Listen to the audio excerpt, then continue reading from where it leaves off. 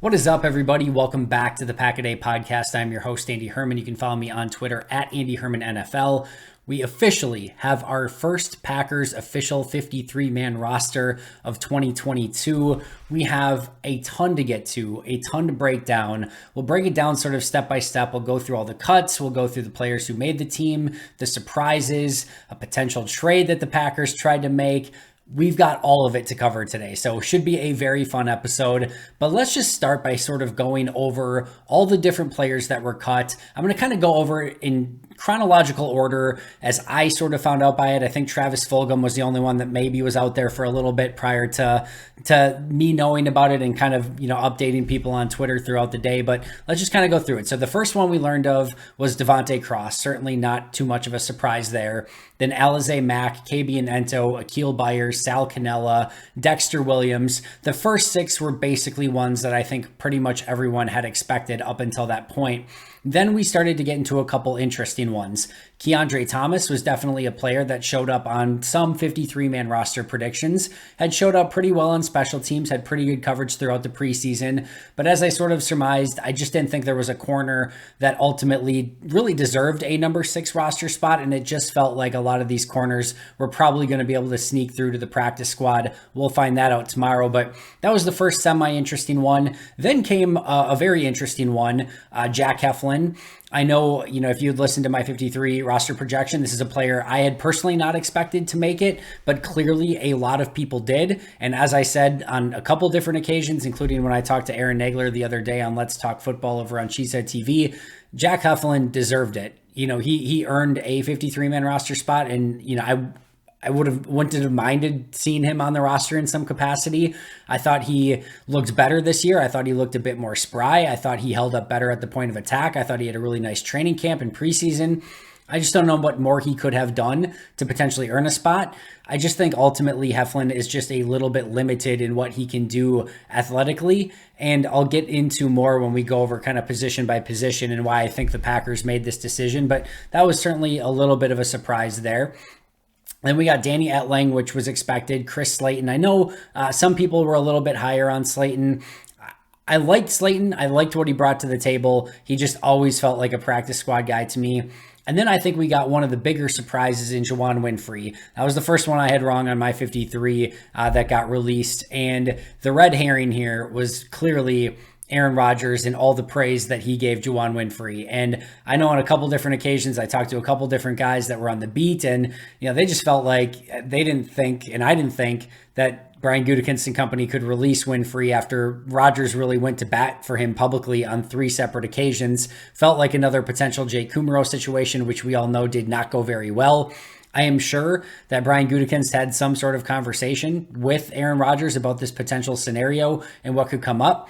I have a feeling that Brian Gutekunst is fairly confident that they can get him back on the practice squad, or at least probably had the conversation with Aaron that said, like, hey, this is not an effort of us keeping Juwann Winfrey off the roster. We are very much interested in getting him back on the practice squad, and we'll do everything in our power to do so. But still, interesting nonetheless that Rodgers went to bat for him on 3 occasions, and just ultimately Green Bay decided to go in a different direction. And it's not like they didn't keep, a bunch of receivers, right? They kept 7 wide receivers and still didn't feel like they could get Winfrey on the roster in one of those 7 spots. So again, we'll talk more about that when we get to our position by position breakdown.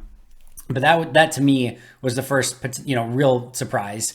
Ishmael Hyman, and then Tyler Goodson. Another semi-surprise. Clearly we saw, the spin move that he had, the speed and agility that he had, great hands. There's certainly a lot to Tyler Goodson's game, but as an undrafted rookie, you really have to hit home on all different aspects of the game. Pass protection and special teams just weren't there. It's great that you had some, athleticism and you had some ability as a pure runner. It's great that you had great hands out of the backfield. There are a lot of running backs in the league that unfortunately have those 2 aspects.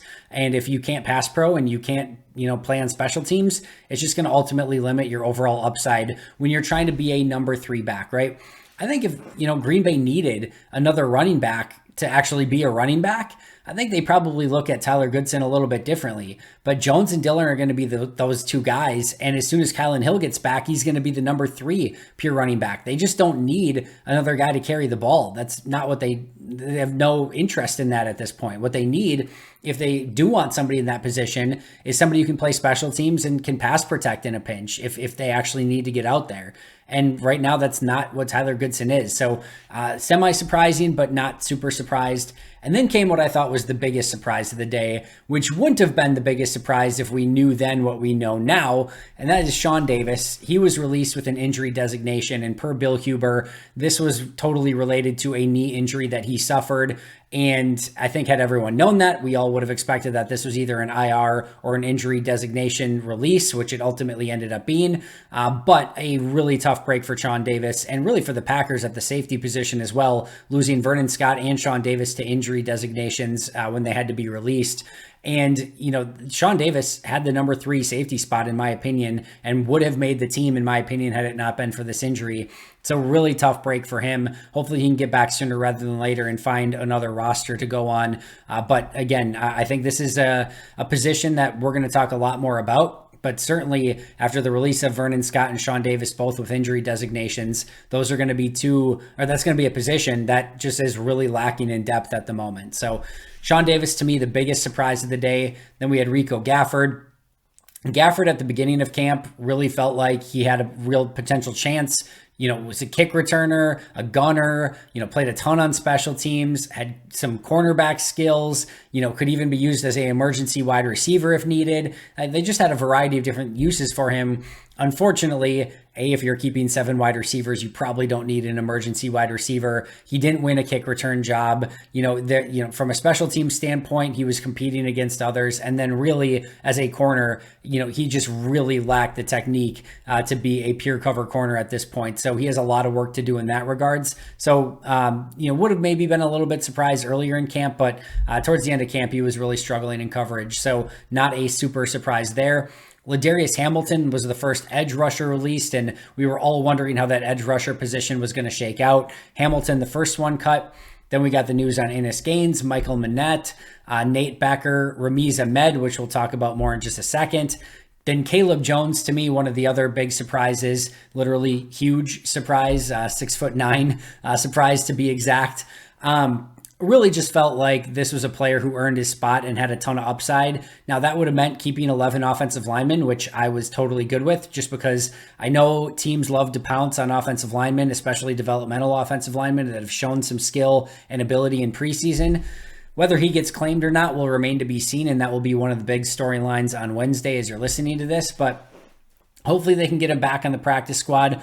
I would have liked to have seen them keep him over a couple other guys that they ultimately kept. More on that later. But that to me was probably one of the bigger surprises of the day. Then we had Travis Fulgham, Kobe Jones, the other edge rusher that ultimately gets released. And then the last 2 that we didn't learn until the Packers actually announced it was Patrick Taylor at running back and Ray Wilborn at inside linebacker. So ultimately, if you listen into my 53-man roster prediction or saw it on Twitter, had 3 wrong. I had Juwan Winfrey, Caleb Jones, and Sean Davis on the 53-man roster. I did not have Jonathan Garvin, Micah Abernathy, or Jonathan Ford on the active roster, so those were the ones that I ultimately missed. Had 50 out of 53 right.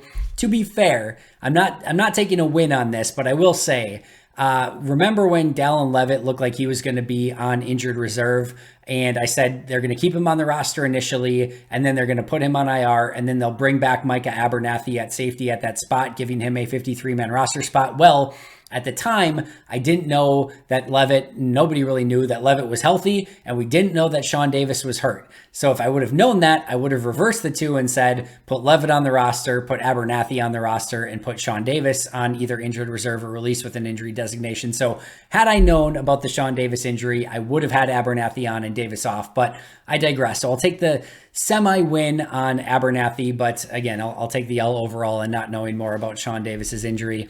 And like I said, 50 out of 53, not too bad overall.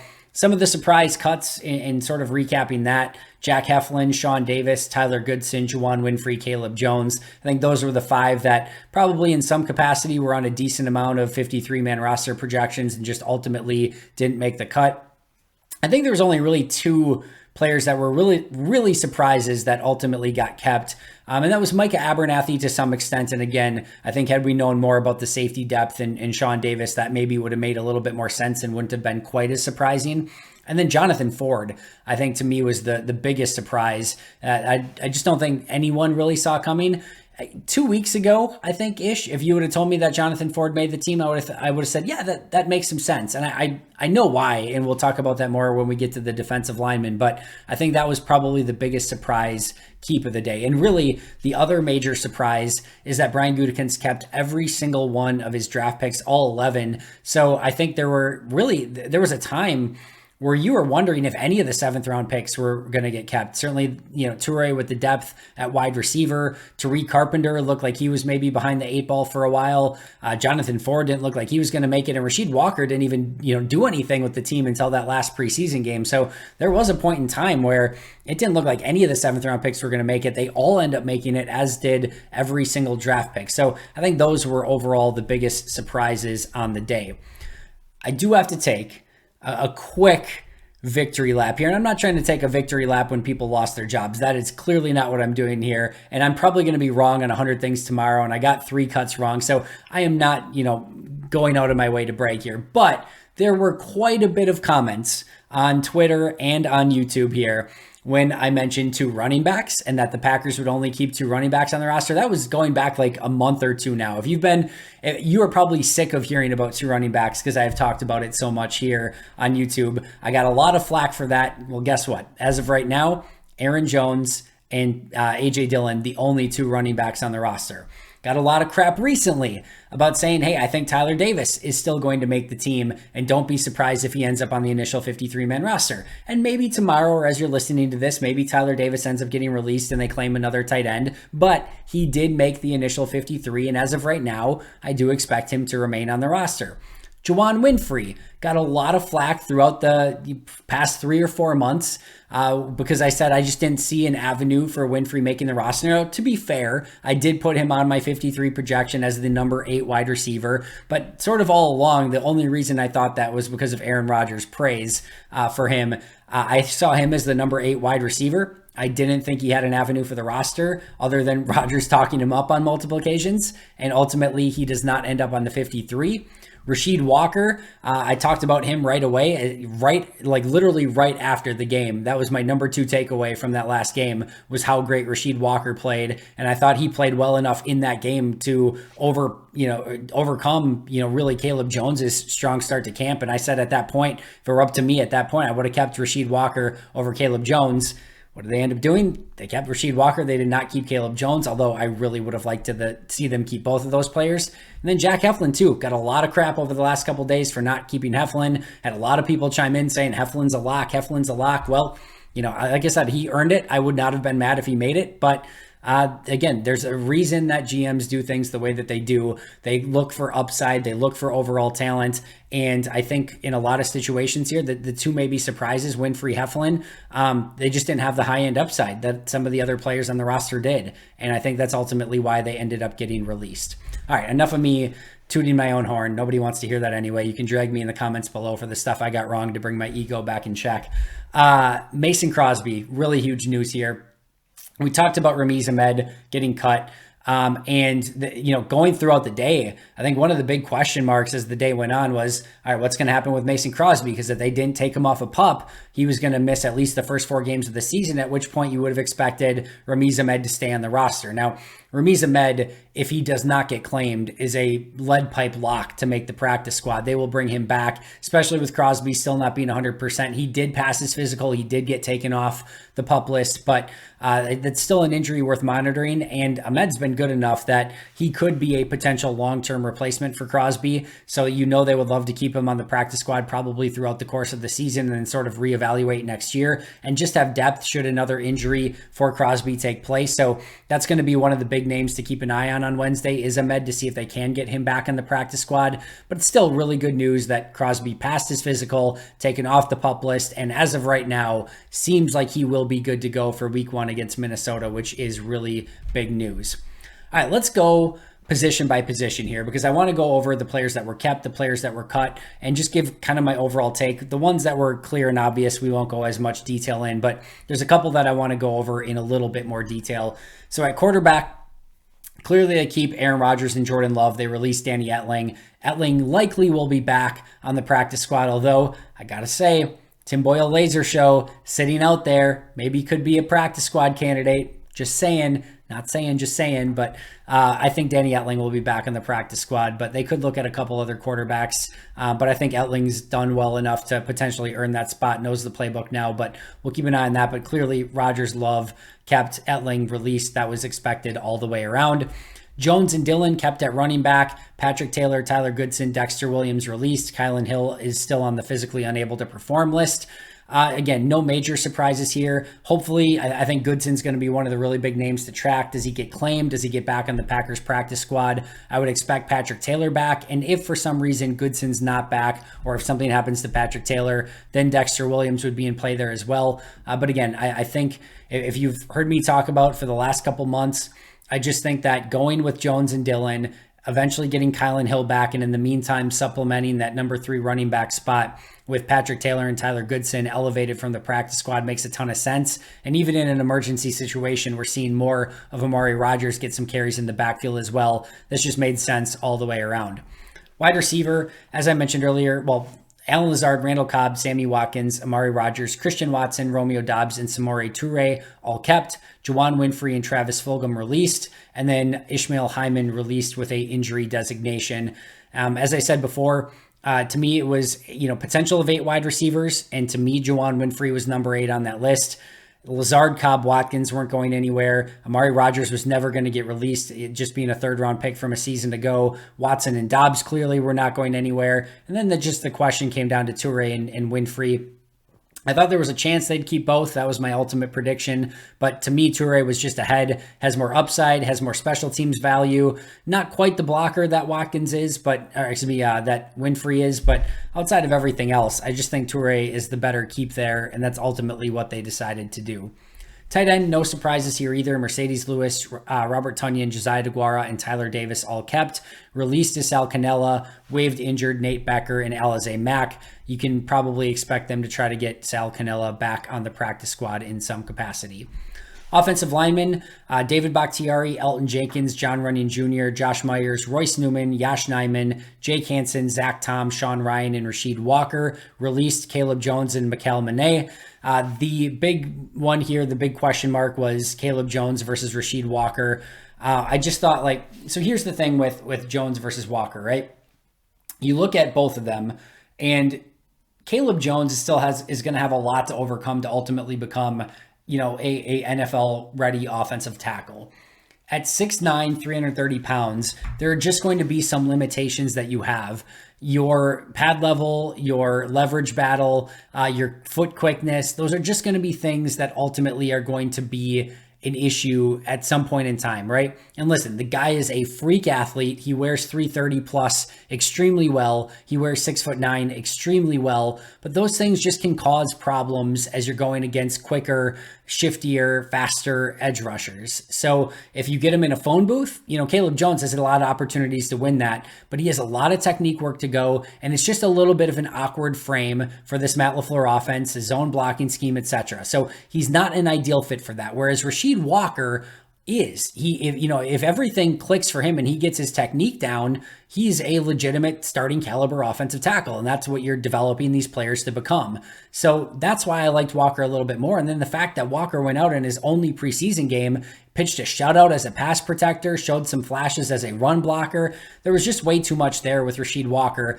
not to mention that Goot loves keeping his draft picks. He was a 7th-round pick. Caleb Jones was undrafted. So Rasheed Walker to me was the choice. I really liked Caleb Jones. Like I said, I wish they would have kept 11, but understand only wanting to keep 10. And if it came down to Walker versus Jones, like I said, I would have kept Walker as well. Defensive line, Kenny Clark, Dean Lowry, Jerron Reed, TJ Slayton, Devontae Wyatt, and Jonathan Ford. Released Jack Heflin and Chris Slayton, waived injured Akil Byers. So the big talking point here is why Jonathan Ford over Jack Heflin or Chris Slayton. All right, the first thing is upside. And while Jonathan Ford has a ways to go, and while he is not as good of a player as Jack Heflin or as Chris Slayton right now. If you needed to go out on a 4th and 1 or needed to get a pass or anything, like if you needed to go out and have a play right now and you said you can have Jack Heflin or Jonathan Ford or Chris Slayton, you're not taking Jonathan Ford. That's not the guy you're putting out on the field. It just isn't. Like Heflin and Slayton are both better players right now, right? But Heflin is limited in his overall upside. He is who he is. That's not a bad player. I think he could be better than what Tyler Lancaster was, might already be right now. And Tyler Lancaster was a rotational player in Green Bay for 3 seasons-ish, maybe more. So there's value in that type of player, right? But there's very limited upside. He's never going to be a pass rusher. He's going to be a rundown defender only. And there's just very limited upside in that. Chris Slayton, nice story. If you look at the tape closer, there were a lot of gaps and holes in his overall game. Really hope Green Bay gets him in on the practice squad. Showed a ton of effort, showed some flash plays. I think he's a fun player, but was just always more destined for a practice squad spot. It ultimately, in my opinion, came down to Ford and Heflin. So my point being here with Ford versus Heflin is Ford's ceiling is ridiculously higher than Jack Heflin. Heflin, much better player right now. Some of the flash plays that I saw in training camp for Jonathan Ford were extremely impressive. This is one of those human beings that you just don't see very many of. You know, he is a height, weight, speed guy is the wrong way to put it. He doesn't have great speed, but he has a good jump off the line of scrimmage, can flash into the backfield, can reset the line of scrimmage. He's not close to doing any of those things with consistency right now. But the flashes that he showed are of a high-end player, or at least a really good rotational defensive lineman. If you can work on his technique and, get a high level of effort out of him, he becomes at minimum, very good rotational player. Not that different from what we saw TJ Slayton go from a season ago to what he's potentially could be this season. Like that's the type of flashes that Jonathan Ford showed. Now, I think, in my opinion, if Green Bay needed a 4th defensive lineman, it would have been Jack Heflin. I think if they needed a 5th defensive lineman, I think it might have been Jack Heflin. But they needed or kept a 6th defensive lineman. And in that scenario, where you've got 5 guys that are going to see the field, and there's really no snaps probably available for defensive lineman number 6, and you're probably deactivating this player on game day more often than not, in my opinion, you keep the guy with the higher upside. And there is no question to me that that is Jonathan Ford. Do I think Jonathan Ford ultimately turns out? I don't think the odds are high. I think there is far too much bad preseason tape, training camp tape, and preseason tape to think like all of a sudden it's just gonna click and he's gonna develop. I think the odds are probably slim. But if Jack Heflin reaches his ceiling, it's maybe a degree or two higher than what he is right now. That just is ultimately what it is, which isn't a bad player, but it's just like a 5th or 6th defensive lineman who can play on rundowns.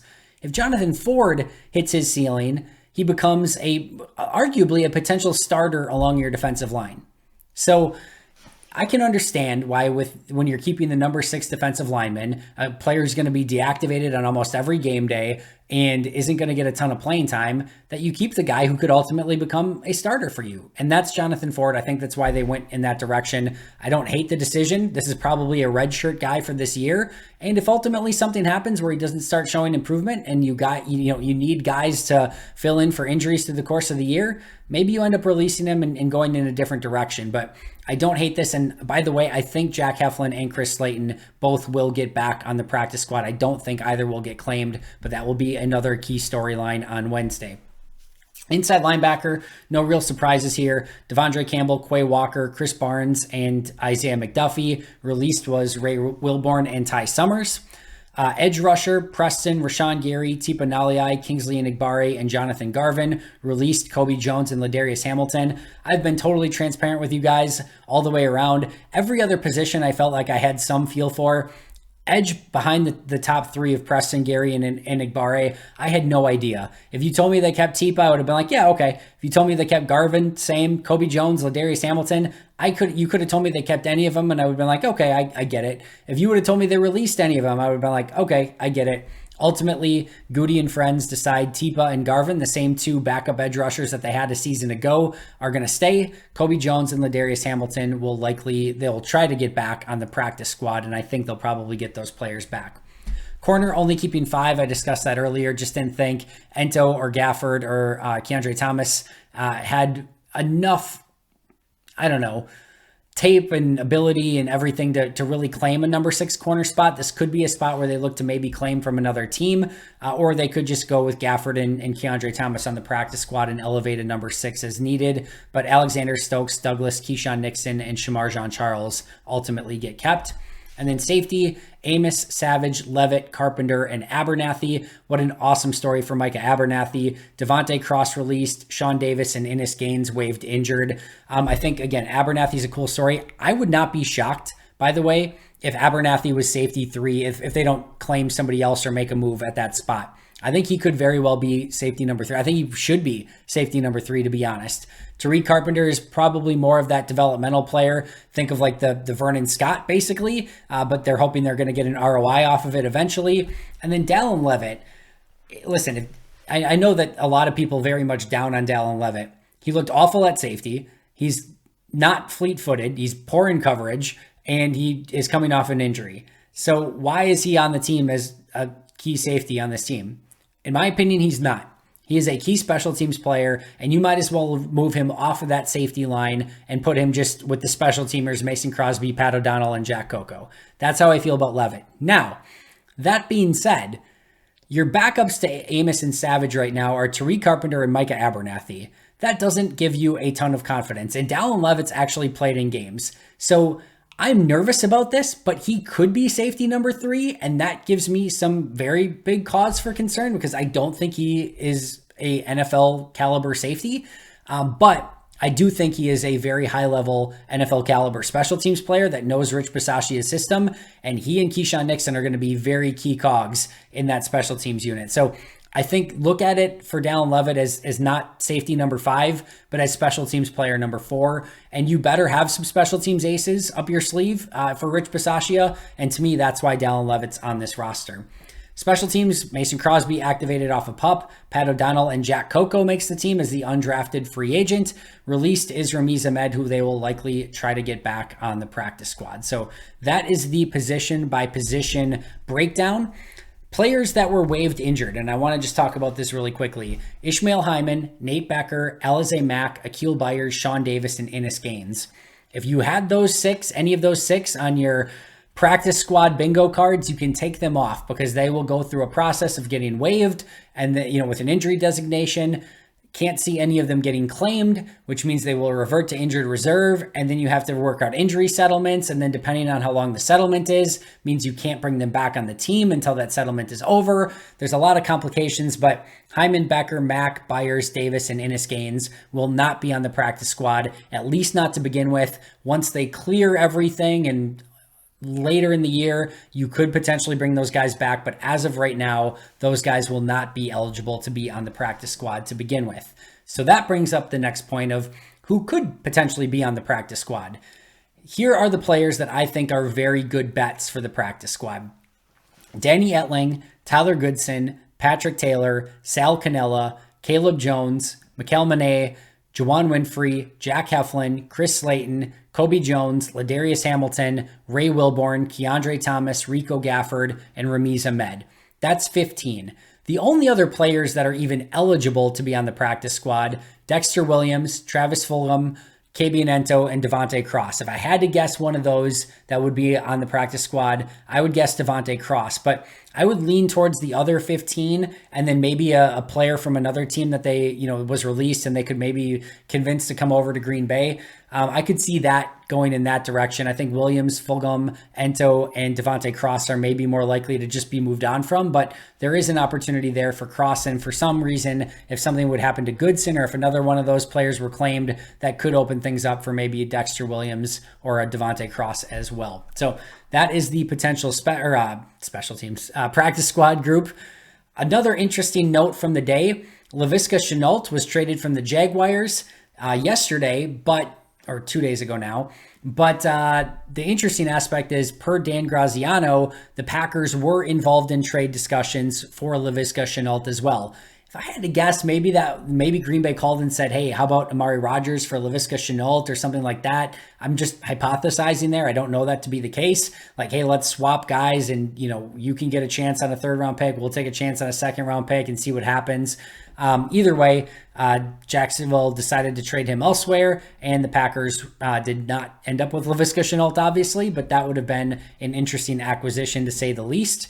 I know a lot of people were asking where the Packers remain on the waiver claim. Remember that there probably is going to be a decent amount of movement throughout the NFL tomorrow. If the Green Bay Packers are to claim a player, they will have to go through 27 other teams first, meaning that other team, all 27 ahead of them would have to not claim that player. They are 28th on the waiver claim list going into Wednesday, and that will be the case, I think, until week 5 of the season at some point during the regular season. Then it goes based off a record. Up until that point, it goes based on last year's record, which means Green Bay will be 28th on the waiver claim system for the foreseeable future. That is basically everything I wanted to cover today. It was a busy day and there's a lot to go over.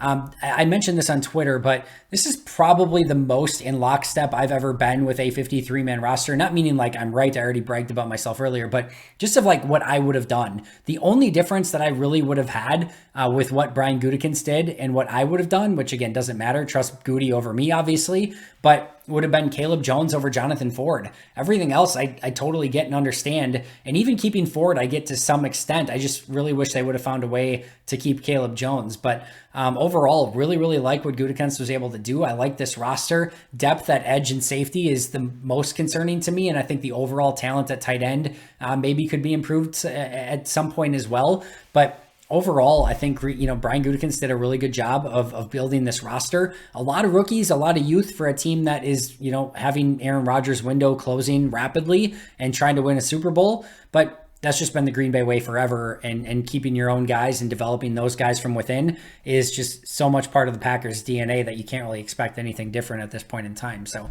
overall, very pleased and happy to see what Green Bay did. Hopefully all the players that were released are able to land on their feet. And hopefully Green Bay is able to get their top guys back on the practice squad to just even build more depth throughout this really 69-man roster. That's going to do it for me today. I will be right back here tomorrow to cover all the news from Wednesday, including any waiver claims, any additional transactions, all the practice squad moves, etc. So please make sure to subscribe if you haven't already. Appreciate you joining me, but until next time, and as always, go Pack Go.